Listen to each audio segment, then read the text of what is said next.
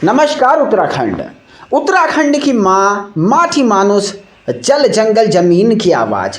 आपका चैनल राष्ट्र नीति उत्तराखंड। दोस्तों, अंकिता को इंसाफ दिलाने की एक और कड़ी में हम हाजिर हैं और आज बात करेंगे कई मुद्दों पे। क्या कल हाईकोर्ट में होने वाली सुनवाई में खुल जाएगा वीआईपी का राज?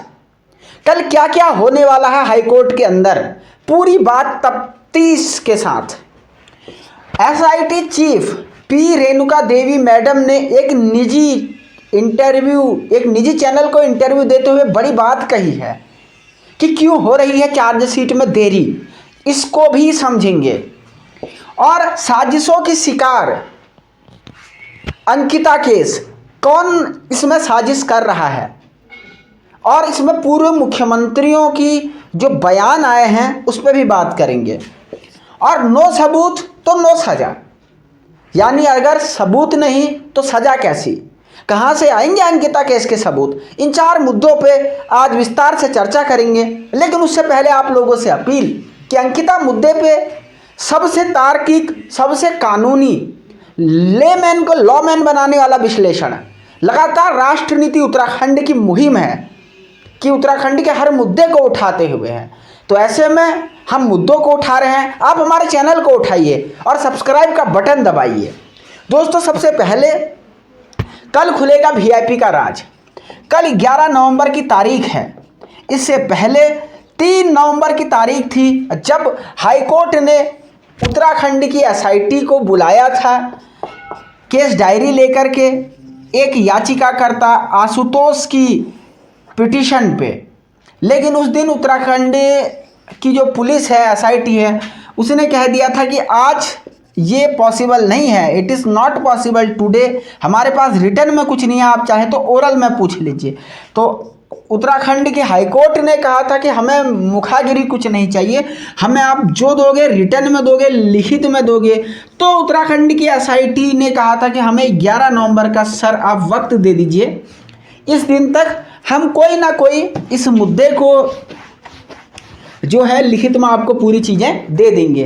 तो कल इस मुद्दे की पूरी केस डायरी वहाँ पे डिस्कस होगी।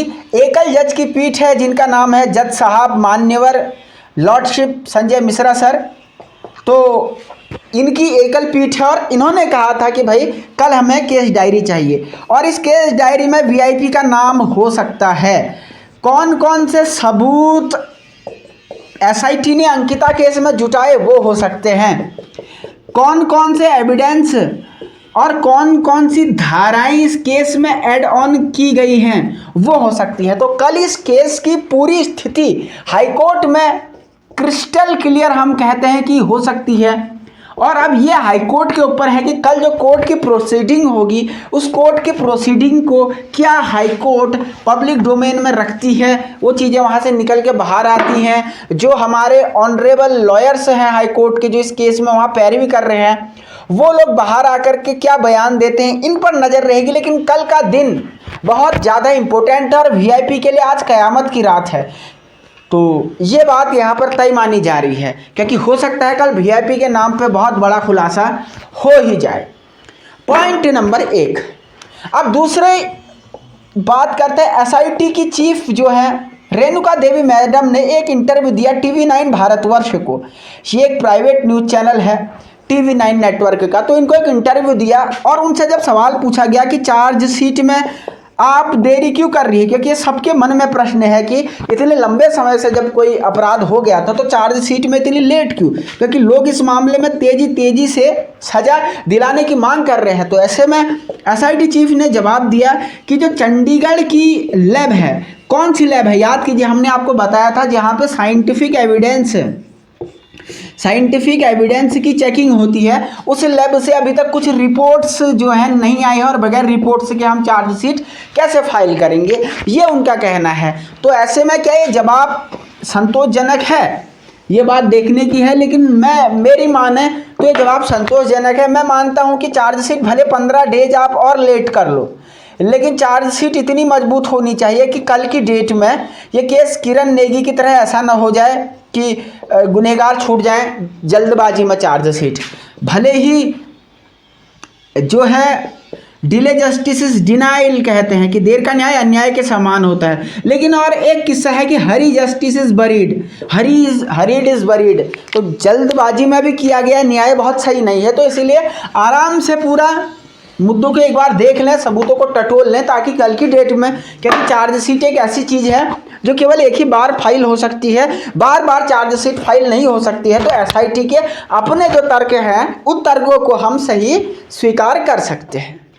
तीसरी जो आज हम मुद्दा डिस्कस करने वाले हैं, साजिशों की शिकार अंकिता भंडारी।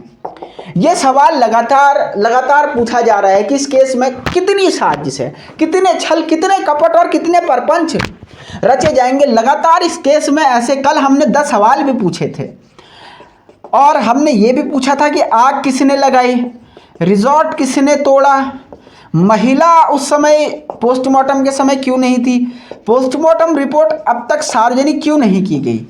तो ये कुल मिलाकर के किसी स्कैंडल की तरफ इशारा करती है। लेकिन हम तो ये कह ही रहे थे, लेकिन अब इस मामले में आप और मैं नहीं, उत्तराखंड के एक्स चीफ मिनिस्टर्स ने, कल मैं एक पूर्व मुख्यमंत्री, पूर्व सीएम का इंटरव्यू देख रहा था एक न्यूज़ साइट पे, तो उन्होंने कहा, एक्स चीफ मिनिस्टर ने, उन्होंने कहा कि मैंने कहा था, मैं उनका बयान कोट अनकोट बता रहा हूँ बगैर नाम लिए, मैंने कहा था कि, ये पूर्व चीफ मिनिस्टर कह रहे हैं, गौर से सुनिए, मैंने कहा था कि रिजॉर्ट को सील कर दो और इन लोगों ने तोड़ दिया।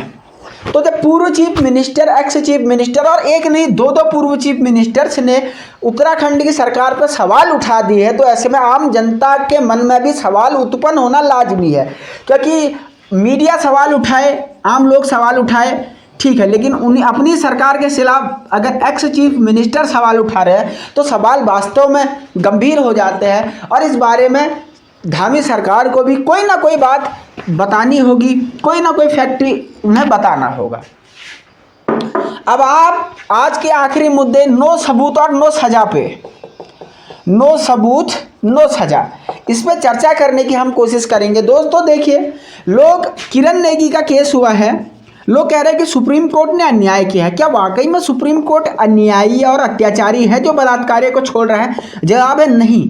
ये वो लोग हैं जिनको लॉ के बारे में बिल्कुल नहीं पता, कानूनन रूप से अनपढ़ हैं, या कुछ ऐसे हैं जिनको पता है लेकिन वो कुपड़ हैं। तो अनपढ़ों और कुपड़ों के बीच सुप्रीम कोर्ट को लोग गाली देने लग जाते हैं। लोग कहते हैं न्यायपालिका का नहीं है। देखिए, मैं आपको पूरी जिम्मेदारी से, मैं न्यायपालिका के एक भाग हूँ, मैं विधि के फील्ड का विशेषज्ञ हूँ, एक विधि का छात्र हूँ, तो मैं आपको एक बात बता देता हूँ कि लॉ प्रैक्टिस में कोई भी अदालत, चाहे आपने कैसा ही गुनाह क्यों ना किया हो, आपको जब तक सबूत नहीं होंगे तब तक सजा नहीं देगी। अब आप कहेंगे कि जन भावना, देखिए, जन भावना से कभी किसी को फांसी नहीं चढ़ाया जा सकता, ना सजा दी जा सकती है। देश जन भावना से नहीं, रूल ऑफ लॉ से चलता है।